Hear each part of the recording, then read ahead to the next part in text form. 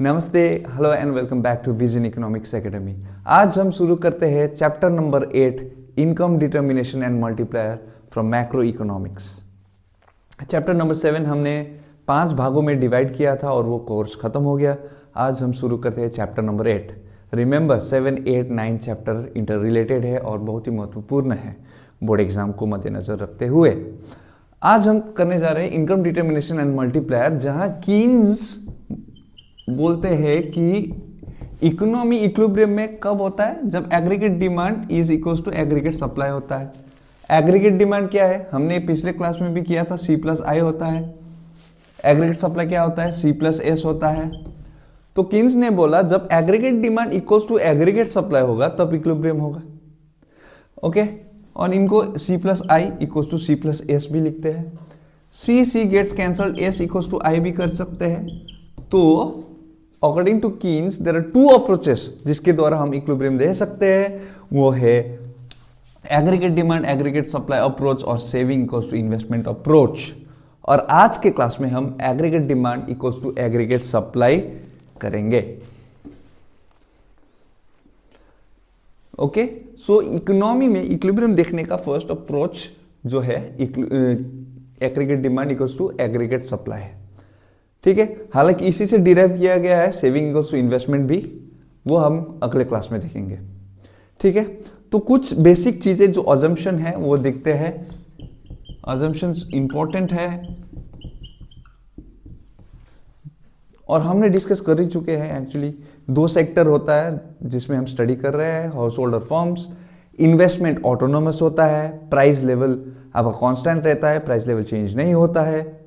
Okay, ये सब assumption है और we are only talking about short run. हम सिर्फ शॉर्ट रन की बात कर रहे हैं और जहां भी कीन्स इन्वॉल्व है we are talking about short run only. एक बार क्या हो रहा था, रास्ते पे कोई चल रहा था, अचानक से गिर गया, तो आसपास के आदमी लोग सब आके उनको उठाया और बोला कि कोई डॉक्टर है, कोई डॉक्टर है करके। तो कीन्स भाई साहब उधर थे, कीन्स ने बोला कि yes I am a doctor, लेकिन उन्होंने बोला नहीं किस चीज़ का डॉक्टर है। वो जाके ऐसे पकड़ लिया उस पेशेंट को और कर कुछ नहीं रहे हैं, सब लोग पैनिक में है, बोले कुछ तो करिए, कीजिए, कुछ तो कीजिए। तो किन्स ने बोला कि in the long run we are all dead.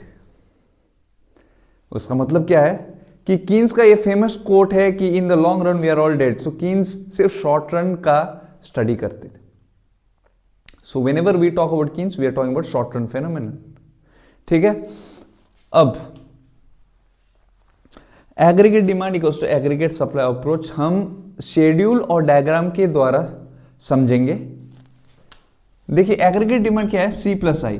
Consumption जो फंक्शन ऑफ इनकम है, एज इनकम इंक्रीजेस कंजम्पशन भी बढ़ता है और इन्वेस्टमेंट आपका ऑटोनोमस रहता है। तो जल्दी से हम एक शेड्यूल बना लेते हैं। एम्प्लॉयमेंट 0, 10, 20, 30, 40, 50, 60।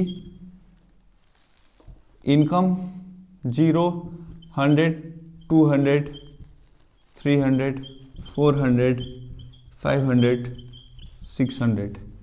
ठीक है, फिर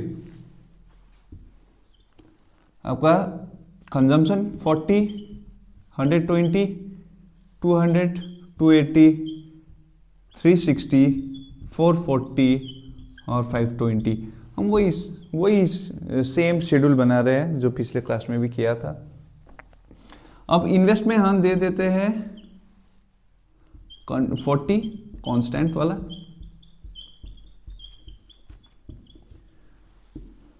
saving equals to y minus C, तो -40 -20 0 20 40 60 80। अब एग्रीगेट डिमांड क्या होता है, एग्रीगेट डिमांड C प्लस आई। सो 80 160 240 320 400 480 और 560। ठीक है, एग्रीगेट डिमांड हो गया। Aggregate supply is C plus S. So ये दोनों को जोड़ के 0, 100, 200, 300, 400, 500 और 600।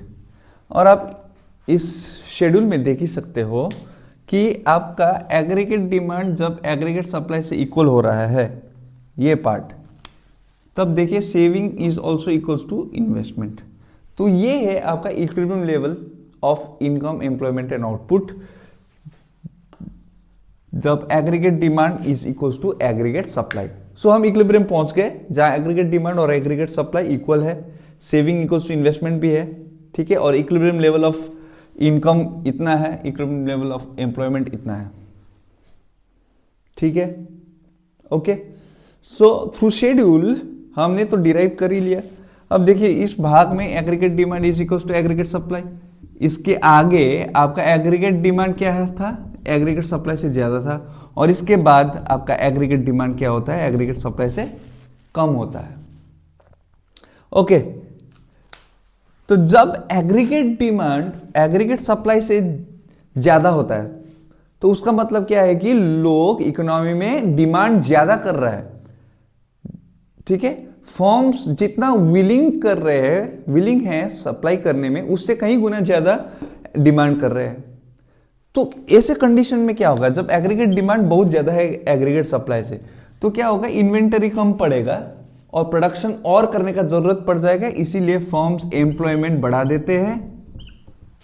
एम्प्लॉयमेंट बढ़ने के बाद आउटपुट भी बढ़ेगा, ultimately aggregate demand equals to aggregate supply होता ही है, ये हम डायग्राम के थ्रू भी समझेंगे। और after equilibrium aggregate demand is less than aggregate supply, उसका मतलब क्या है कि जितना डिमांड कर रहे हैं वो कहीं कम है, जितना सप्लाई कर रहे हैं उससे कहीं कम है, ठीक है। जितना firms are willing to supply उससे कहीं गुना कम है एग्रीगेट डिमांड, तो इसमें क्या होगा कि इन्वेंटरी बढ़ जाएगा, ठीक है। हम समझते हैं डायग्राम के द्वारा भी इसी चीज को। देखिए aggregate demand and aggregate supply, ये हुआ एग्रीगेट सप्लाई 45 डिग्री लाइन, ये हुआ एग्रीगेट डिमांड, ये पॉइंट हुआ इक्विलिब्रियम पॉइंट,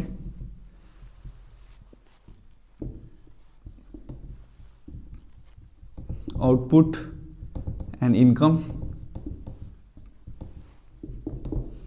तो देखिए ये आपका इक्विलिब्रियम पॉइंट है जब aggregate demand is equals to aggregate supply. अब इस पॉइंट तक आप देख सकते हैं एग्रीगेट डिमांड एग्रीगेट सप्लाई से ज्यादा है, तो क्या होगा, तो लोग ज्यादा डिमांड कर रहे हैं, जितना firms are willing to supply उससे कहीं ज्यादा डिमांड कर रहे हैं, तो क्या हो गया, आउटपुट बढ़ाना पड़ेगा। आउटपुट बढ़ाने के लिए क्या है, एम्प्लॉयमेंट बढ़ाना पड़ेगा। तो फर्म्स क्या करते हैं, एम्प्लॉयमेंट, एग्रीगेट डिमांड जब एग्रीगेट सप्लाई से ज्यादा है तो एम्प्लॉयमेंट बढ़ा देते हैं, उसके बाद आउटपुट भी बढ़ेगा, और aggregate supply is also output, तो ये बढ़ेगा और इक्विलिब्रियम पॉइंट में पहुंचेगा। अब जब एग्रीगेट डिमांड कम है एग्रीगेट सप्लाई से, तो क्या होता है कि जितना डिमांड कर रहे हैं वो सप्लाई से कहीं कम है, तो क्या होता है, इन्वेंटरी बहुत जम जाता है, और इस चीज को घटाने के लिए क्या है, एम्प्लॉयमेंट घटा देते हैं, उसके बाद आउटपुट भी घटेगा, तो हैंसफॉर्थ यहीं आ जाते हैं इक्विलिब्रियम में, ठीक है। तो आपने समझ ही लिया होगा कि ये पॉइंट E है इक्विलिब्रियम पॉइंट, हमने शेड्यूल के द्वारा भी जान लिया है, और डायग्रामेट्रिकली भी आप देख सकते हो, इधर E है इक्विलिब्रियम पॉइंट, इससे आगे एग्रीगेट डिमांड ज्यादा है, तो एम्प्लॉयमेंट बढ़ा दिया गया ताकि आउटपुट बढ़ जाए, ठीक है। और उसके बाद एग्रीगेट डिमांड एग्रीगेट सप्लाई से कम है, उस वक्त इन्वेंटरी घटाने के लिए एम्प्लॉयमेंट घटा दिया जाता है, और आउटपुट भी अल्टीमेटली घटेगा, फाइनली इक्विलिब्रियम पॉइंट पे ही आएगा, ठीक है। सो ये आज हमने जान लिया है aggregate demand aggregate supply approach से इक्विलिब्रियम कैसे दिखा जाता है, और दूसरे क्लास में हम जानेंगे saving equals to investment approach till then safe रहिए, खुश रहिए और इकोनॉमिक्स पढ़ते रहिए। Thank you.